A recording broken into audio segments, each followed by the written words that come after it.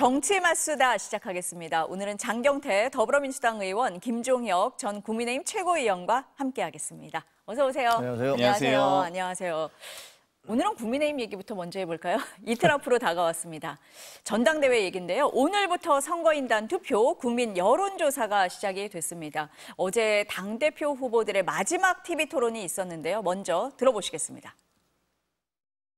탄핵의 그 헌법재판소 판결에 대해서는 일단 받아들이기는 하지만은 그것이 모든 면에서 다 올바르다 이렇게 보지는 않고 저는 문제점이 있는 것도 있다 이렇게 생각합니다. 저는 탄핵과 그리고 또 계엄에 대해서 자유로운 사람입니다. 오히려 정청래 후보보다 더 떳떳하게 더 우리나라를 위해서 공헌하면서 살아왔습니다. 국회에서는 여당과 야당이 협치를 해야만 합니다.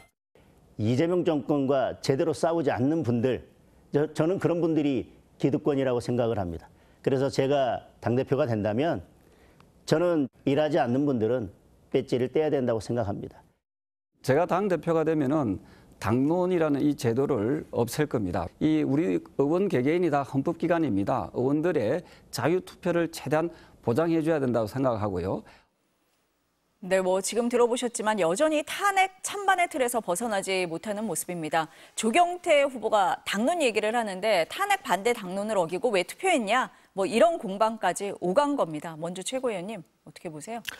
저는 당론이라는 건 허상이라고 봐요. 그러니까 예를 들면 어떤 법안을 통과시키는 데 있어서 우리가 이제 대충 어떤 식으로 우리의 입장을 모아가자라는 건 가능하지만 예를 들면 비상계엄이나 이런 것과 탄핵과 관련해서는 이것은 정말로 헌법 체계에 대한 문제이고 개인의 양심의 문제잖아요.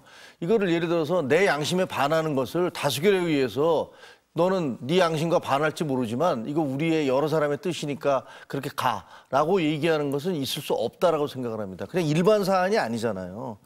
이거 국가의 운명 그리고 당의 미래 그 본인의 어떤 양심의 자유 이런 것들과 다 관계되어 있는 건데 이것을 다수결로 했으니까 따라라라고 얘기하는 것도 저는 말이 안 된다고 생각을 하고 또 당론 결정 과정을 보면 다른 나라 한 당론이라는 게 없잖아요. 당론 결정 과정 보면 되게 목소리 큰 사람들이 몇 사람이 이렇게 갑시다라고 얘기하면 다른 사람들 별로 얘기 못하고 입 다물고 그냥 끌려가는 그런 경우가 대다수란 말이에요. 그런 것은 예를 들면 그 법관이 여론에 따라서 재판을 해라. 다수결에 따라서 재판을 해라라는 것과 뭐가 다릅니까? 법관은 법과 양심에 따라서 재판을 하도록 돼 있고 그 행정부, 그러니까 입법부에서 의원들이 자기의 어떤 양심의 결단에 의해서 하는 그런 중요한 사안들에 대해서 당론으로 밀어붙인다는 건 말이 안 된다고 생각을 합니다. 그래서 지금 장동혁 씨가 얘기하는 계속 당론 얘기하잖아요. 그거는 말이 안 되는 주장을 하고 있다라고 생각을 합니다. 어떻게 보셨어요? 전당대회. 어떻게 보고 계십니까? 장 의원님. 국민의힘 전당대회에 대한 평가에 앞서서 당론에 대한 좀 얘기를 드리면 어찌되었건 정당은 정부와 시민을 연결하는 매개체로서의 또 정치적 결사체로서의 의미가 있는 거고요.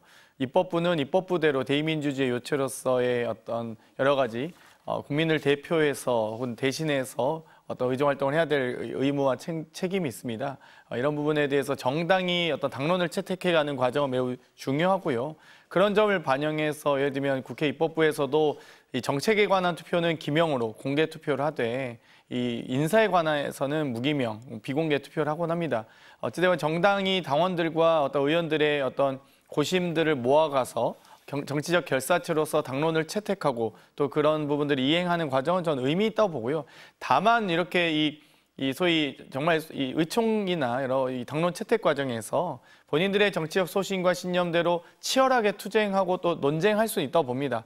하지만 또 결정된 결과에 대해서 또 승복할 수도 있겠지만 특히나 저렇게 좀 소위 군에서도 비민주적이거나 비합리적인 어떤 이 지시에 대해서 이행하지 않을 또 권리 또한 있는 것이거든요. 마찬가지로 어떤 비상계엄에 대해서 동조하거나 탄핵에 대해서 반대하는 당론을 만약 채택한다면 그건 정말 정치적 소신과 신념과 관련된 일이기 때문에 거기에 대해서 반대 투표는 할 수 있겠죠.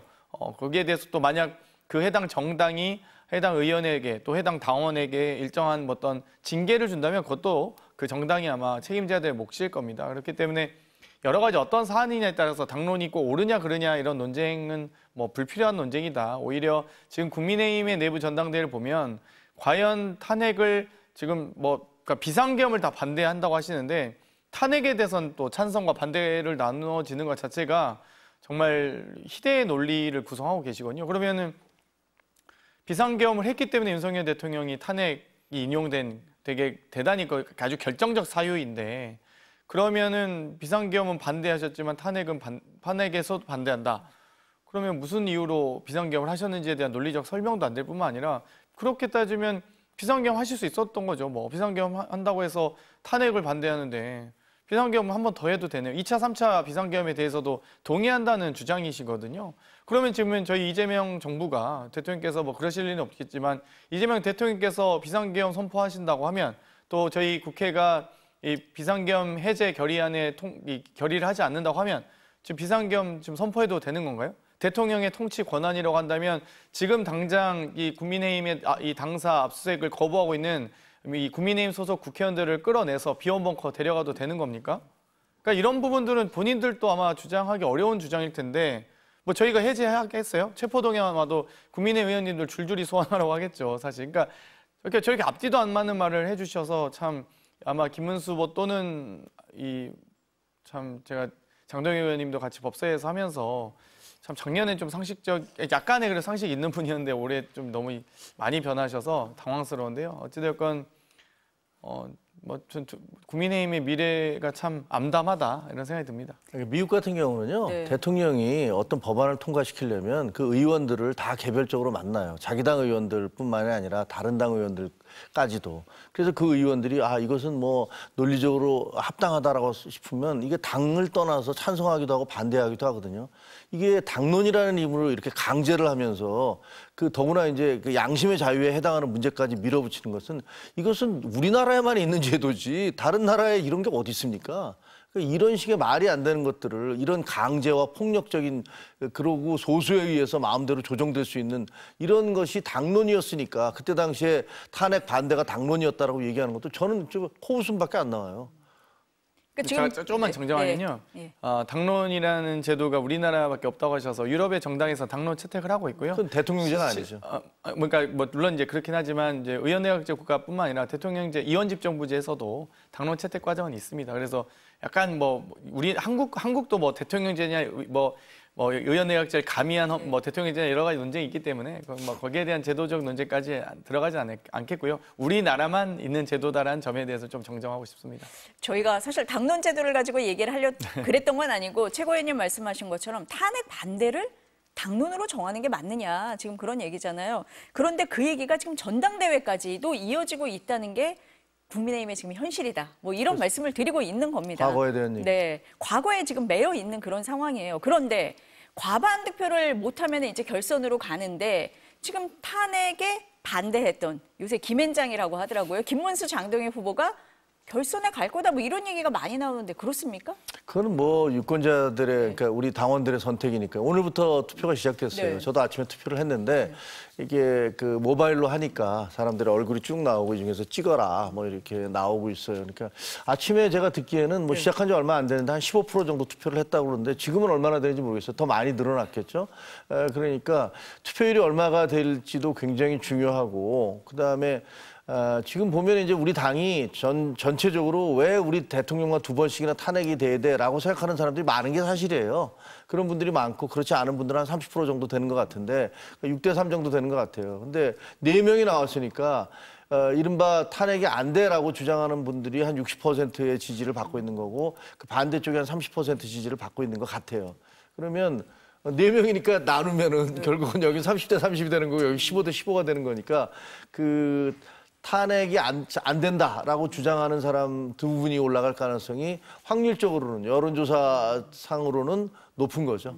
지금 추세로 보면 그렇다. 어떻게 전망하세요? 아무래도 김문수 장동혁 후보, 소위 탄핵에 반대한 두 후보가 좀 더 유리한 건 사실이고요. 그런 점에서 사실 탄핵을 찬성했던 분들의 단일화 무산이 매우 안타깝습니다. 어찌됐건 여러 가지 의견에 대해서도 의견을 절충하고 수렴해가는 과정이 매우 정치적 과정이고 매우 중요한 과정인데도 불구하고 어찌됐건 이렇게 사분오열하는 모습들 또 심지어 소수파면서도 소수파가 분열하면 답이 없거든요. 다수파가 분열한 건 사실 어찌되건 메인스트림을 혹은 헤게모니 싸움이라고 저희가 볼 수는 있겠지만 소수파가 분열하는 건 사실 큰 의미가 없는 또 실익도 없는 그런 분열이기 때문에 참 안타깝게 보고 있고요.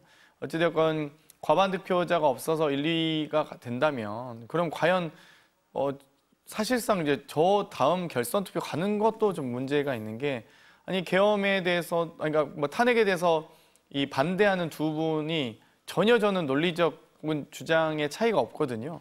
그럼 과연 당원들은 무엇을 보고 찍어야 되느냐? 예를 들면 하다못해 제가 지난 대선 경선 때는 김문수 후보 대 한동훈 후보 뭐 탄핵에 뭐 찬성하고 반대하고 이렇게 좀 극명하게 갈려서 선택지라도 좀 있었다면 똑같은 사람들끼리 똑같은 메시지라고 했는데 똑같은 후보를 가지고 누구를 뽑아야 될지 참 뭐 종교를 가지고 뽑아야 되는지도 잘 모르겠고요. 아무튼 뭐 간별사분들이 워낙 자처하신 분이 많기 때문에 뭐 잘 좀 너무 맹탕 전대가 됐다 이런 생각이 듭니다.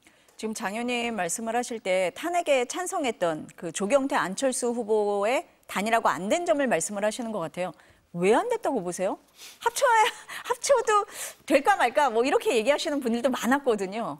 그러니까 네. 단일화 방식은 뭐 크게 두 가지 방식이 있는데요.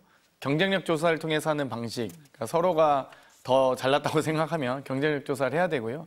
그게 아니라면은 정치적 대의 명분을 두고 결단형 단일화를 할 수 있는 건데 저는 두 분 다 좀 결단을 내릴 뭐 마음의 준비가 안 되셨던 게 아닌가라는 생각이 들고요. 사실 쉽게는 원샷 단일화 경선이라도 하실 수 있었을 텐데 왜 굳이 저렇게 출마를 고집하는지 그리고 저 결과가 결국 결과표가 나왔을 때 과연 거기에 대한 여파들도 당연히 생각해야 되거든요. 정치는 혼자서 정치하는 것이 아닙니다. 그렇기 때문에 저 결과지를 들어보았을 때 저 두 분의 또 본인들을 지지했던 많은 사람들에게도 좀 희망의 정치를 보여주는 게 매우 중요한데 뭐 절망만 안겨주는 결과가 나오지 않을까 오히려 그건 좀 우려가 되네요. 왜 단일화 안 했을까요? 욕심 때문에 그런 거죠. 뭐 다 뻔한 거 아닙니까? 제가 엄청 포장을 해놨는데 아니 그거야 뭐 될 것 같아서. 각자가 다 자기가 네. 될 것 같다. 네. 그럼 뭐 얘기 들어보니까 안철수 의원 같은 경우는 옆에서 누가 얘기했더니 내가 지금 여론조사 나오는 것보다 한 10% 더 나온다 이렇게 얘기를 하셨다고 하더라고요. 그러니까 뭐 본인이 이거 지금 숨어 있는 숨은 표가 있다, 샤이 표가 있다 이렇게 생각하는 거겠죠. 그리고 두 분 다 뭐 내가 더 앞서 있는 거 아니에요. 또 문제가 또 뭐냐면 한쪽이 확 앞서 있으면 모르겠는데 두 분이 비슷비슷해요. 그러다 보니까 내가 왜 양보해야 돼? 네가 해야지. 뭐 이런 생각을 하시는 것 같아. 근데 어떻게 보면 본인이 먼저 물러나는 게 그게 한 사람 둘 다 만약에 그냥 뛰면 그 결선에 못 올라갈 가능성이 매우 높잖아요. 그렇다면 본인이 한 사람이라도 뭐 여론조사니 뭐 이런 거 너무 복잡하니까 내가 그러면 그 살신성인하겠다. 이번에 당신이 나가시라. 내가 열심히 뛰어주겠다. 이렇게 했으면 더 큰 정치적 자산을 얻을 것 같은데 그게 아니고 두 분 다 나와서 저 중에 한 분은 4등 한다면 만약에 그럼 그분은 정치적인 타격이 좀 있을 것 같거든요. 정치판에서는 이렇게 대의 명분을 지킨다는 게 자기 욕심을 버린다는 게 이렇게 어렵구나라는 것들을 보고 있습니다, 지금. 안철수 후보는 나는 결선 투표 간다 이렇게 자신한다 이런 얘기도 했다고는 하더라고요. 네. 어쨌든 좀 결과는 지켜봐야 되는데 어제 토론회에서 이런 질문이 있었습니다. 내년에 만약에 공천권을 갖게 된다면 한동훈 전 대표와 전한길 씨 중에 누구를 공천하겠냐 이 질문이었는데요. 장동혁 후보가 이렇게 답변했습니다. 들어보시겠습니다. 전한길 씨는 탄핵 때부터 뭐 우리 당을 위해서 우리 당과 함께 열심히 싸워온 분입니다. 열심히 싸워온 분에 대해서는 뭐 공천을 줄 수 있다고 생각합니다. 전한길 씨를 택했습니다. 최 의원님. 어떻게 봐야 됩니까? 글쎄요, 전한길 씨는 지금 장동혁 후보가 얘기하는 것은 그 지난 겨울에 그 정권을 지키기 위해서 당을 지키기 위해서 아스팔트에서 열심히 싸웠다고 그랬잖아요. 당을 지키고 정권을 지키려면 윤석열 부부하고 단절을 했어야 돼요. 빨리 끊어내고 잘못한 걸 잘못했다고 얘기를 하고 그다음에 우리는 달라진 정당이다라고 얘기를 했어야 가능하다고 저는 생각해요. 그러니까 장동혁 후보와 저는 완전히 생각이 다른 거죠. 근데 모르겠습니다. 지금 뭐 여론조사나 이런 것들로 볼 때 과연 그 전한길 씨, 윤 어게인을 외치는 전한길 씨나 장동혁 이 두 분의 사고방식으로 우리 당이 과연 국민들로부터 사랑을 받을 수 있을 것이냐 저는 굉장히 어렵다고 보고 장동혁 후보는 이재명 후보 정권과 싸우는 것이 그래야 이것이 기득권이 아니다라고 주장을 하잖아요. 근데 그것도 상당히 잘못된 것 같아요. 예를 들면 우리는 헌법 테두리 내에서 여와 야가 있잖아요. 우와 좌가 있는 거고. 지금 누구야 민주당의 대표가 된 정청래 대표가 뭐 사람 같아야 뭐 악수를 하지라고 얘기하는 것도 말이 안 되는 얘기거든요. 헌법 체계 안에서 그 정당이 아니라 그 정당을 지지한 국민들을 보고서 정치를 하는 거잖아요.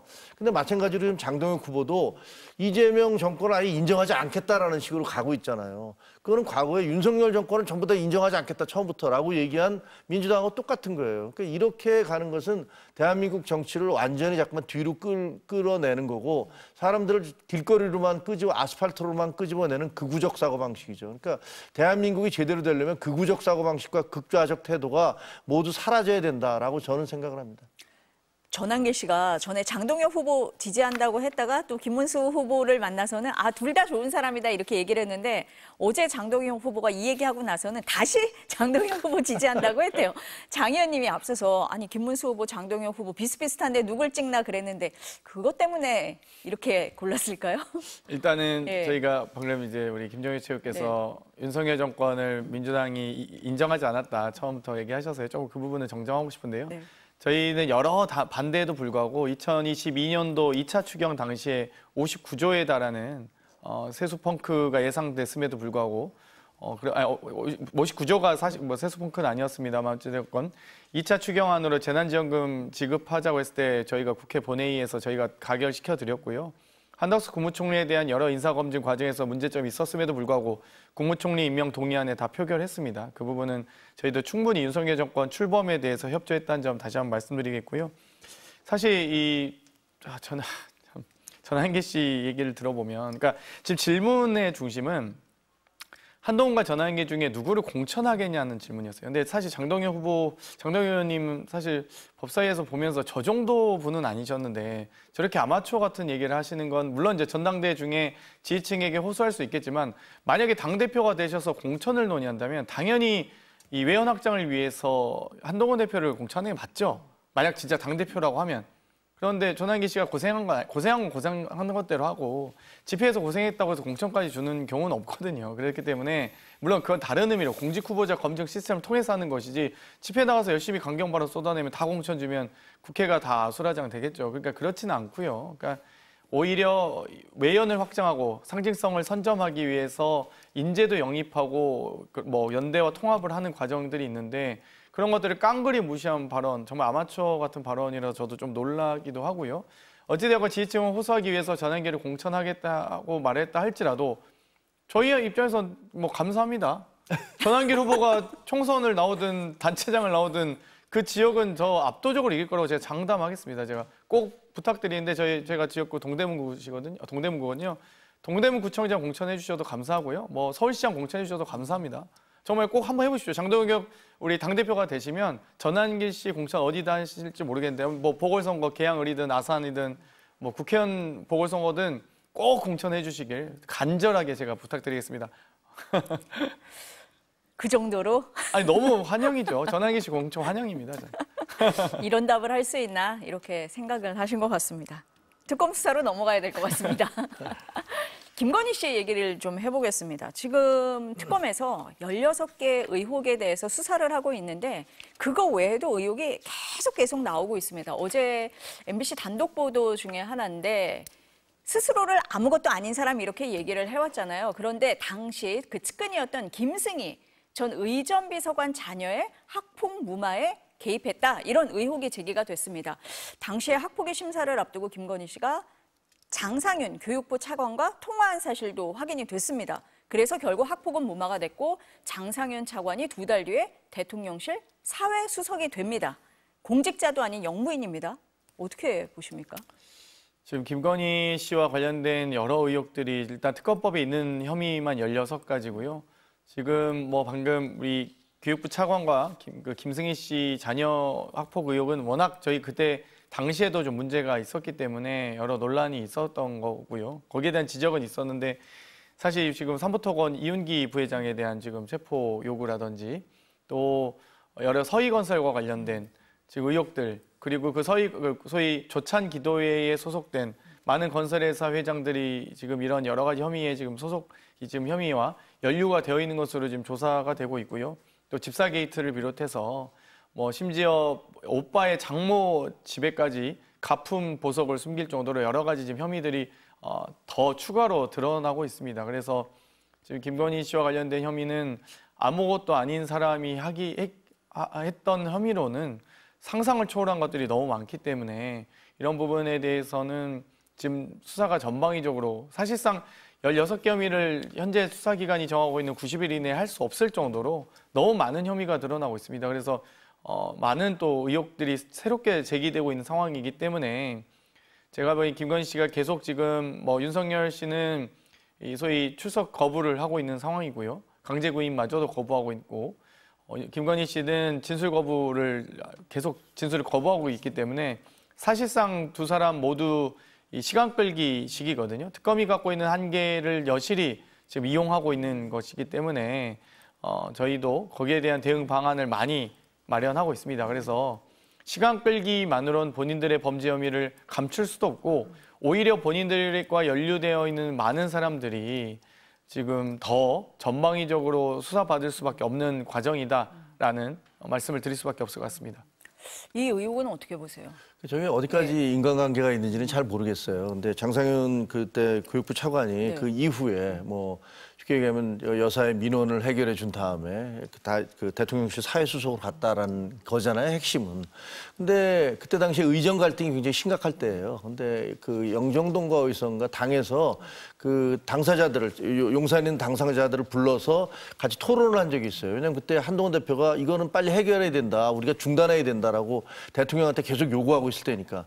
그랬더니 이제 대통령실에 설명을 하겠다고 왔는데 그때 보면 이제 장상윤 사회수석, 그리고 조규홍 복지부 장관, 이주호 교육부 장관이 이렇게 여러 명이 왔는데 놀랍게도 그때 당에서 비공개 토론에서는 이거 의정 갈등 이거 이대로 가면 안 된다라는 의견이 훨씬 많았어요. 심지어 친윤들도 막 그렇게 공격을 하더라고요. 근데 거기서 장상윤 수석과 조구영 복지부 장관이 아주 결단코 한사코 그걸 방어를 하고 나서더라고요.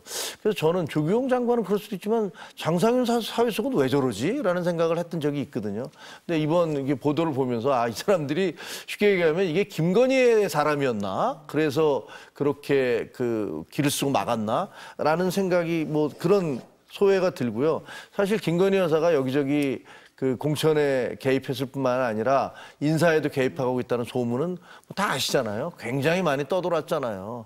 그리고 지난번에 총선 이후에도 뭐 대통령실에 뭐 수석들이 다 바뀌려고 하는데 여기저기서 이 사람 저 사람이 나 여사하고 아는데 당신은 뭘로 추천해 줄게 이런 얘기들을 많이 하고 다녀서 그런 얘기들이 떠돌아서 어떤 사람은 그 얘기도 그 사람한테 막 네가 뭔데 감히 뭐 그런 얘기를 하고 다니냐라고 싸웠다는 얘기도 제가 들었거든요. 그런 거 보면 김건희 여사는 본인이 나서서는 안 될 자리에 나섰던 것들이 여러 차례 있는 것 같아요. 그리고 그것이 결과적으로는 이렇게 후폭풍이 돼서 본인한테도 몰아닥치고 또 우리 당에도 몰아닥치고 있는 게 아닌가 이런 생각이 드네요.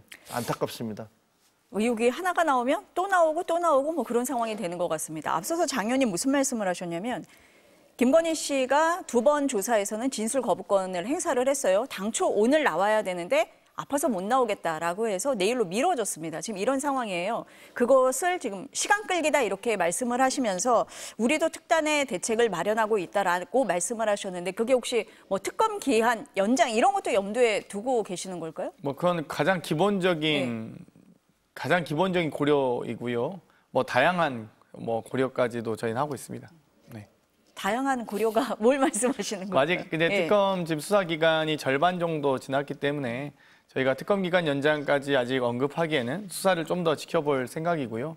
물론 당연히 강력한 경고 메시지는 저희가 많이 날리고 있습니다. 그리고 또 개별 의원님들이 특검 기간 연장 등의 법안도 준비하고 있는 것으로 알고 있고요. 그렇기 때문에 지금 김건희 씨가 14일, 18일 2차례 출석했지만 출석만 했다 뿐이지 잘 모른다, 기억이 안 난다는 식으로 아주 비협조적으로 응하고 있기 때문에 여기에 대해서 반박할 거면 본인의 생각과 논리를 반박하면 되거든요. 반박을 하시면 되는데 그 자체를 지금 사실상 거부하고 있고 모르쇠로 일관하고 있고 비협조적으로 일관하고 있기 때문에 그리고 심지어 거기에다가 출석도 지금 하루 이틀 차일피일 또 미루겠다는 거거든요.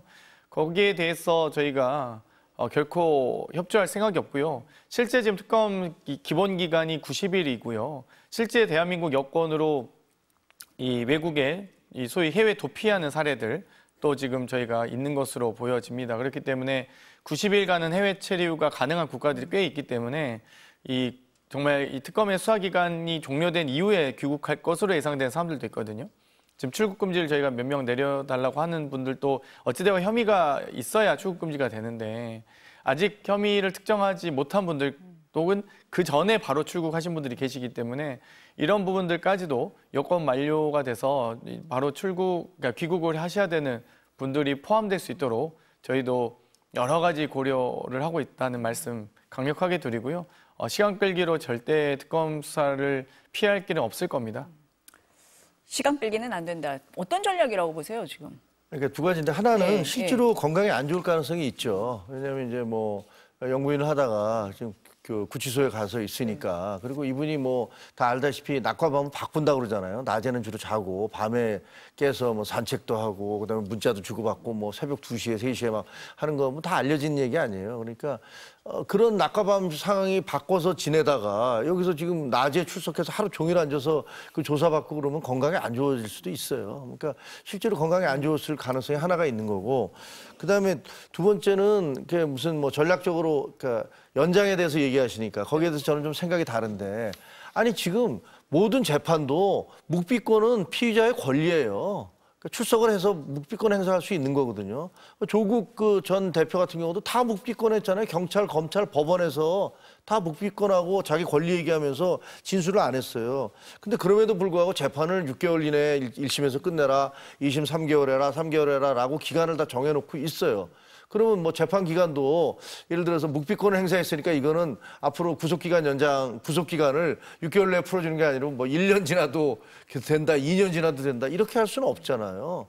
그러니까 피의자가 자기의 권리를 어쨌든 행사하는 거니까 그것이 옳지 않다 하더라도 그것 자체를 뭐라고 할 수 없는 것이고 그리고 수사기관이라는 것은 수사기관을 무제한으로 늘릴 수는 없는 거예요. 그 주어진 기간 내에 하는 것이 원칙이에요. 그러니까 어떻게 보면 지금 이제 민주당에서 하는 것은 지금 이건 절대적으로 국민의힘에 불리한 조건이잖아요. 그 특검 수사는.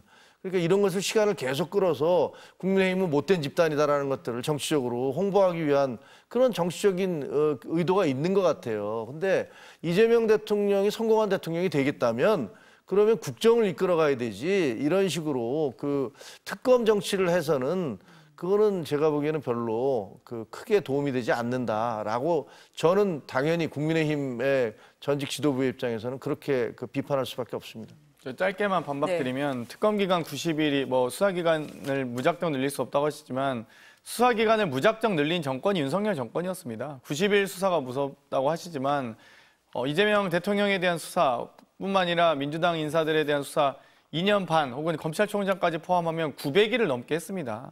정말 2년 반, 3년 넘도록 저희가 수사받았던 것들 또 겨우겨우 정말 무죄가 정말 혐의를 입증하기 위해서 그 지난한 시간을 재판했던 과정들 정말 저희도 힘들었지만 어찌됐건 정말 이 누명을 벗어서 저희는 다행이라고 생각하고요. 근데 지금 어떤 국민이 김건희 씨가 누명을 썼다고 생각하는 사람 국민이 어디 있겠습니까 지금. 혐의가 한두 개도 아니고 저렇게 아프다고 혹은 또 병원에서 마저도 그렇게 그 정도의 건강 상태는 아니다라고 언급하지 않았습니까? 그러면 진단서를 떼서 한번 법원에 제출하시던지요. 그것도 아니잖아요. 지금 불출석 사유서에 몸이 아파서 못 가겠다는 거예요. 몸은 다 아프죠. 저도 아플 때 있습니다. 근데 그렇게 하실 게 아니라 정말 제대로 된 법적 절차를 거치셔야 된다고 보고요.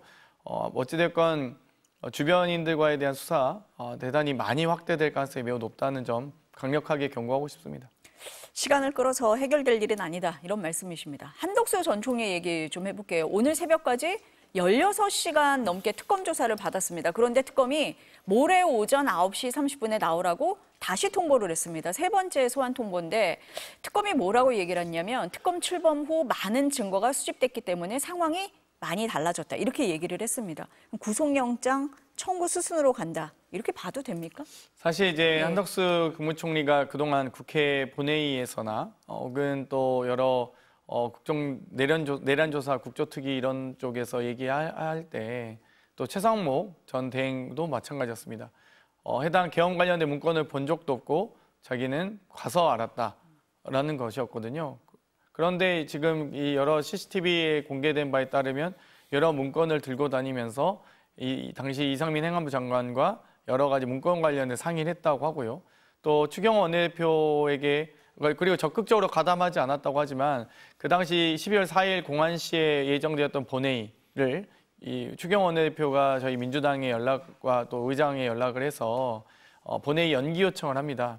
그 이후에 연기 요청 이후에 바로 5, 6분 뒤부터 단전이 시작되거든요.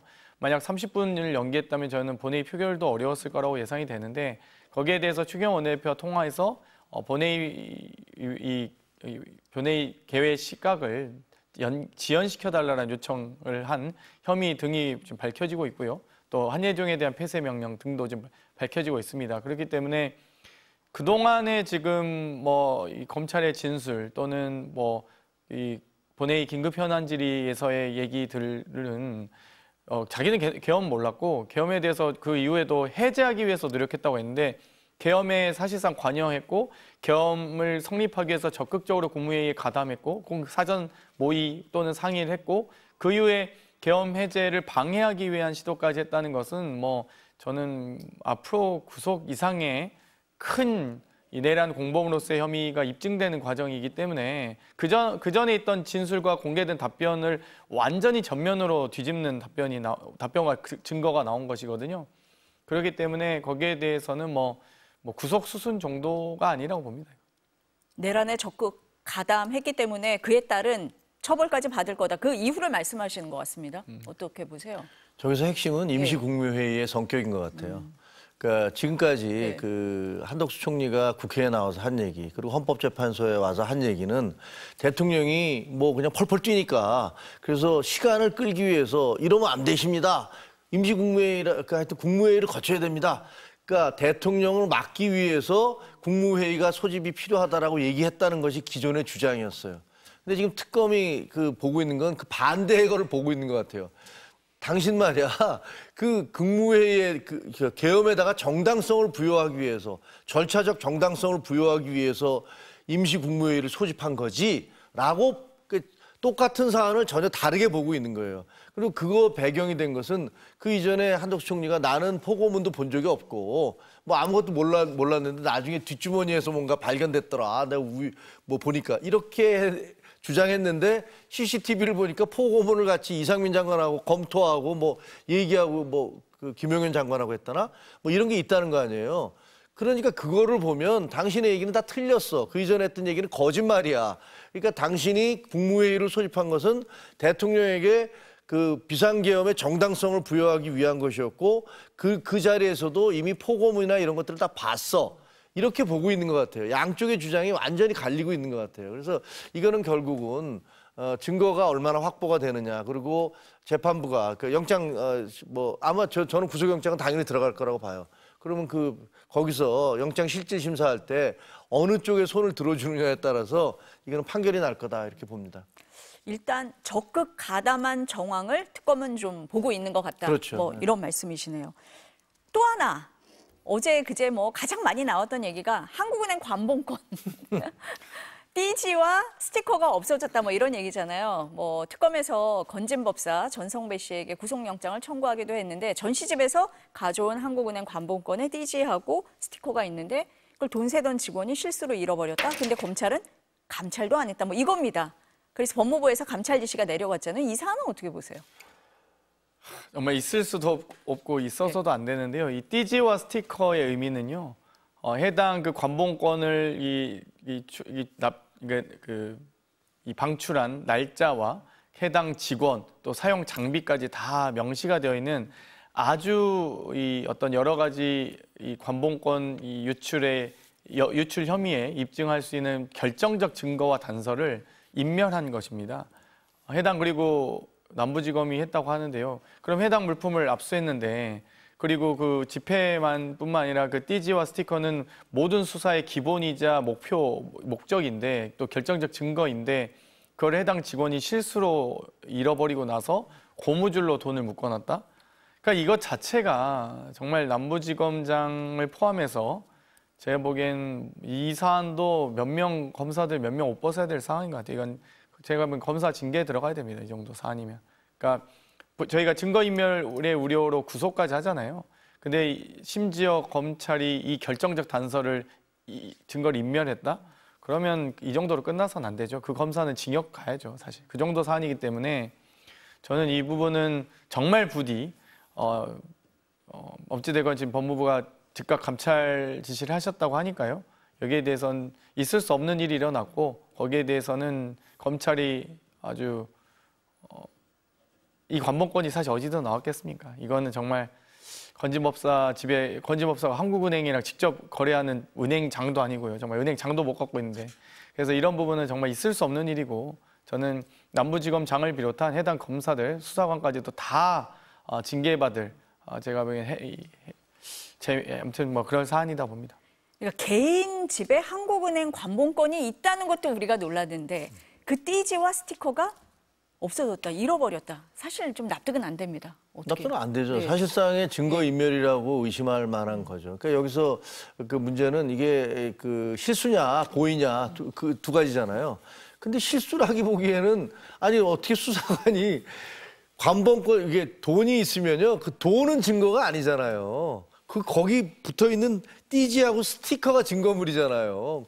돈이야 액수만 얼마라는 것만 알면 되는 거고 밖에 증거 이게 증거인데 이 증거물을 버려버리고 돈만 갖고 있다. 아니, 돈이 무슨 의미가 있습니까? 그 액수만 알면 되는 거지. 이 집에서 뭐 10억이 발견됐다. 그러면 그 10억이 있다는 것만 알면 되지. 근데 이 거기에 둘러싸고 있는 띠지에 뭐라고 정보가 적혀 있다. 이게 증거물인데 증거물은 버리고 돈만 갖고 있다? 그러니까 이건 말이 안 되는 거죠. 이거는 아니, 뭐 돈 세는데 잃어버렸을까 봐 또 우려하시는 시청자들이 있어서 말씀드리면요. 이 띠지와 스티커를 보면 얼마 건이라고 다 알 수 있게 돼 있습니다. 그래서 굳이 그냥 그걸 뭉탱이로 세지 이걸 뭐 한 장 한 장 세지 않거든요. 이거 세다가 잃어버릴 수는 네, 없다. 네. 아니 그것도 네. 말이 안 되는 게 왜냐면 거기 지문이 묻으면 안 되잖아요. 거기 누구 지문이 묻어 있을 수도 있잖아요. 그럼 장갑을 끼고 그다음에 그 돈을 재어보려면 액수가 만나면 기계를 넣고서 이렇게 또르륵 재어보면 되지. 그걸 앉아갖고 1억을 손으로 세고 있겠습니까? 그것도 말이 안 되는 얘기죠. 결국은 그리고 증거라는 것은 그 원래 발견된 그대로 갖다 놔야지 그게 증거가 되는 거잖아요. 만약에 원래 발견된 거에서 뭐가 들어가거나 빠지면 증거의 효력이 없어요. 그러니까 그 돈의 관본권을 띄워버리면 증거로서의 효력을 상실하게 된단 말이에요. 근데 그런 거를 수사관이 몰랐다? 제가 누가 그걸 믿겠습니까? 말도 안 되는 거고 저거는 분명히 굉장히 심각한 문제인 건 분명한 것 같아요. 정청래 대표는 이 건을 얘기를 하면서 검찰 개혁의 당위성을 보여주는 일이다라고까지 얘기를 했습니다. 그래서 검찰 개혁 얘기를 좀 넘어가 보겠습니다. 어제 김민석 총리가 취임 후에 첫 기자간담회를 했는데 검찰 개혁 관련해서 이렇게 얘기를 했습니다. 먼저 들어보시겠습니다. 꼼꼼하게 가는 것이 좋기 때문에 검찰 개혁을 주장해온 각 정당 간에 이 조율할 시간을 충분히 갖는 것이 좋겠다고 보고 있습니다. 그제 이재명 대통령이 정성호 법무장관에게 졸속이 되지 않도록 충분히 공론화 과정을 거쳐야 한다라는 얘기를 했고 김 총리는 충분히 시간을 가져야 한다 또 이렇게 얘기를 하고 어제 기자간담회를 한 강훈식 비서실장도 정확하고 확실한 섬세한 개혁을 주문한 거다 이렇게 설명을 했어요. 근데 민주당에서는 추석 전에 우리 이거 정광석화처럼 완수한다고 얘기를 했잖아요. 이 차이가 있는 겁니까? 저는 뭐 대통령실이나 또 뭐 총리실 또 당 모두가 다 개혁 방향과 의지, 속도에 대해서는 당연히 한마음 한뜻이라고 보고요. 다만 역할 분담의 차이는 좀 있습니다. 대통령실에서나 뭐 정부가 꼼꼼하고 세심하게 하지 말고 졸속으로 하라고 지시를 하는 것 자체가 말이 안 되고요. 당연히 꼼꼼하게 잘 챙겨라. 혹은 또 좀 보완해야 될 부분들, 또 빠뜨린 부분들이 있을 수 있기 때문에 거기에 대한 또 보완을 요구할 수 있는 거라고 보고요. 그것보다는 더 큰 틀에서 뭐 또 대통령께서도 말씀하셨듯이 큰 틀에서 추진이 가능하다고 이미 천명하신 바 있고 또 정청래 당대표께서도 이 개혁에 대한 여러 3대 개혁 방향과 속도에 대해서는 어느 정도 천명한 바가 있기 때문에 거기에 대해서 큰 틀에서는 가능하다. 다만 저희가 예상해 왔던 대로 여러 가지 좀 이 몇 가지 좀 세부적인 사안에 대해서 조정할 가능성은 있긴 합니다. 근데 그것 자체도 저희가 공포기간을 예전에 검찰청 폐지와 공소청 또 중수청 법안을 발의할 때부터 1년간의 유예기간을 적시했었고 그 1년 안에 여러 가지 세심한 이 대책들을 또 마련해야 된다라는 것을 이미 여러 차례 저희가 말씀드린 적이 있었거든요. 그렇기 때문에 그런 어떤 꼼꼼하고 세심한 대처들을 주문하신 것이지 뭐 검찰 개혁에 대한 속도 조절론 이렇게까지 얘기를 또 그걸 또 바라는 또 언론들도 좀 몇 개 있는 것 같더라고요. 그래서 너무 이렇게 뭐랄까요 좀 뻥튀기 할 필요는 없다 이런 생각이 들고요. 많은 이 당과 정부 또 대통령실이 이 개혁 의지와 속도는 확실하다라는 말씀 다시 한번 드리겠습니다. 이게 속도 조절로는 확대 해석이다. 큰 방향에서 같다라는 말씀이시고 어떻게 좀 들으셨어요? 대통령실과 민주당에서 물밑에서 상당한 심각한 갈등이 있다라고 저는 봅니다. 그렇지 않으면 저는 여태까지 이렇게 국무총리, 그다음에 법무부 장관, 대통령 비서실장이 일제히 나서서 똑같은 얘기를 하는 걸 본 적이 없어요. 이렇게까지 할 게 아니거든요. 만약에 뭐 조용히 물밑에서 얘기를 하다가 안 되면 뭐 법무부 장관이 얘기를 하든가 아니면 총리가 한마디 하든가 비서실장이 한마디 하든가 세 사람이 똑같이 얘기를 하고 있잖아요. 근데 그 얘기는 이거 경고야? 라는 얘기라고 저는 받아들여져요. 그거는 뭐냐면은 이게 지금 대통령의 입장에서는 제일 심각한 게 뭘 것 같아요? 지금 관세협정이에요. 미국과 트럼프하고 관세협정을 어떻게 할 것이냐. 앞으로 이제 정상회담을 어떻게 할 것이냐. 그리고 일본과의 관계를 어떻게 할 것이냐. 그다음에 북한과 중국과 뭐 이런 것들이 굉장히 중요하고 경제 부분이 심각해요. 그런데 지금 새로 등장한 그 민주당 지도부는 굉장히 속전속결로 해서 그 검찰을 없애버리는 거를 수사와 기소를 분리한다고 하지만 쉽게 얘기하면 그 이전에 했었던 검찰의 기능은 다 사라져버리는 거잖아요. 그러니까 그렇게 될 경우에 굉장한 혼란이 올 수도 있어요. 그래서 자칫하면 지금 여기서 다른 총력을 기울여서 미국과의 관계라든가 이런 것들을 밀어붙여야 되는데 자꾸만 엉뚱한 소리를 해서 지금 관심을 옆으로 흩어뜨리고 갈등을 갖다 증폭시키려고 한다라는 것들에 대한 상당한 불만이 있는 거고 거기에 대해서 그 일제히 대통령의 참모들이 나서서 총리까지 나서서 지금 저거는 경고를 한 거다. 저는 그렇게 봅니다. 뭐 저는 전혀 동의하기는 어렵고요. 뭐 관세협정하고 미국과의 관계하고 검찰 개혁하고 무슨 상관인지 잘 모르겠습니다. 어찌되었건 이 검찰 개혁과 관련돼서는 뭐 여러 가지 세부적인 또 약간의 보완할 사안들이 있고요, 조정해야 될 사안들이 있고요. 그런 부분은 어찌되건 차차 여러 가지 추가 이 부수법안 입법 또 개정을 통해서 가능하고요. 큰 틀에서 이 검찰청 폐지와 공소청과 중수청 설치 법안은 아마 저는 당연히 추석 전에 통과될 거라고 봅니다. 그러면은 추석 전에 어쨌든 얼개가 나올 거기 때문에 그게 이제 가장 큰 틀이고요. 큰 틀이다. 네. 그걸 뭐 저도 이제 제가 법사위원으로서 국정기획위원회와 또 법무부와 또 여러 의견 조율을 해봤습니다만 그걸 반대하거나 이견이 있지는 않아요. 제가 지금 구체적으로 말씀을 못 드리지만 아주 이제 좀 아주 세세한 실무선에서의 조금 이제 미흡한 부분들이 있긴 하거든요. 그래서 그런 부분들을 어떻게 우리가 잘 보완할 것인지 이런 정도 부분이지 뭐 큰 틀에서 검찰 개혁이 뭐 빠르다라거나 뭐 수사기소 분리에 반대하는 사람은 한 사람도 못 봤습니다. 네, 가능합니다. 물밑에서 갈등이 있어서 경고를 했다. 이건 이 아니다. 말씀까지 드렸으면은 사실 네. 제가 어느 정도 협의를 했다는 걸 지금 사실 말씀드리고 있는 거거든요. 당과 대통령실과 정부는 상당히 긴밀하게 협의를 하고 있습니다. 실제로. 같은 사안을 놓고 이렇게 다르게 해석을 할 수 있다는 걸 보여드렸습니다. 두고 보시죠. 뭐. 네, 사안은 조금 보도록 하겠습니다. 두 분 말씀 오늘 여기까지 듣고요. 저희가 다음 주에 다시 만나도록 하겠습니다. 오늘 말씀 여기까지 듣겠습니다. 감사합니다. 고맙습니다.